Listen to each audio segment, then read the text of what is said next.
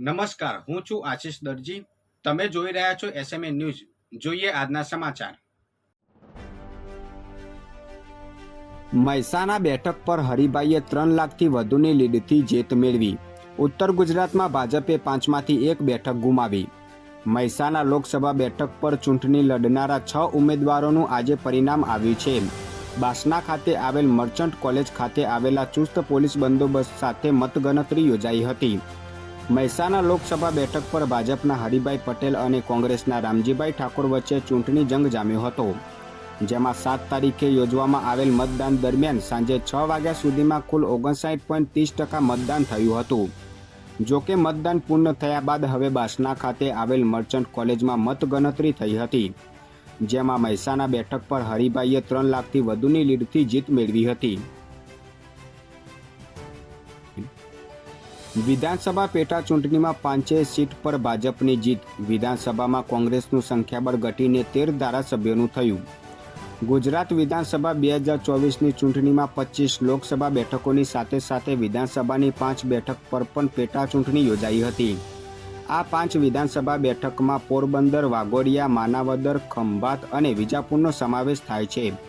આ બેઠકો ઉપર 4 કોંગ્રેસમાંથી આવેલા અને 1 અપક્ષમાંથી આવેલા પૂર્વ ધારાસભ્યો ચૂંટણી લડ્યા હતા. આ 5 બેઠકની આજે મતગણતરી પ્રક્રિયા યોજાઈ હતી, જેમાં પોરબંદર, માનાવદર, વાઘોડિયા, વિજાપુર અને ખંભાતની તમામ બેઠક પર ભાજપની ભવ્ય જીત થઈ હતી. હાલમાં કોંગ્રેસના હાથેથી 5 બેઠક જતા વિધાનસભામાં કોંગ્રેસનું સંખ્યાબળ ઘટીને 13નું થઈ ગયું છે. ડીસામાં સરકારી દવાનો એક્સપાયરી ડેટ વાળો જથ્થો જાહેરમાં ફેંકી દેવાતા ચકચાર મચી. ડીસાની શ્રીપાલ સોસાયટી નજીક ડીપી પાસે પુલ નીચે સરકારી દવાનો જથ્થો મળી આવતા આરોગ્ય વિભાગની ટીમ દોડી ગઈ હતી. જોકે આ દવાનો જથ્થો એક્સપાયરી ડેટ વાળો હોવાનું જણાયું હતું, જ્યાં આરોગ્ય અધિકારી દવા ફેંકનારા શખ્સ સામે પોલીસ મથકે ફરિયાદ નોંધાવવા ગયા હતા. જોકે પોલીસે ફરિયાદ નોંધવાનો ઇનકાર કરી શખ્સને શોધી લાવો કે ફૂટેજ લાવો પછી ફરિયાદ નોંધવાનું કહી અરજી લેતા મામલો ગરમાયો હતો. કલોલમાં વ્યાજખોરોનો આતંક. યુવાનને કારમાં ઉઠાવી અપહરણ કરાયું. છેલ્લા 1-2 વર્ષથી કલોલ શહેર અને સમગ્ર પંથકમાં વ્યાજખોર તત્વોનો આતંક વધી રહ્યો છે. આવો જ એક ચોંકાવનારો બનાવ બન્યો હતો.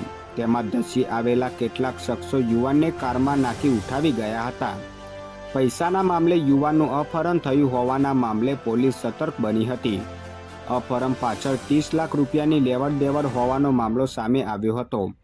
જોકે પોલીસનો ફોન આવતા ફફડી ઉઠેલા અપહરણકારો યુવાનને પડતો મૂકી નાસી ગયા હતા. વધુ સમાચાર માટે જોતા રહો એસએમએ ન્યૂઝ.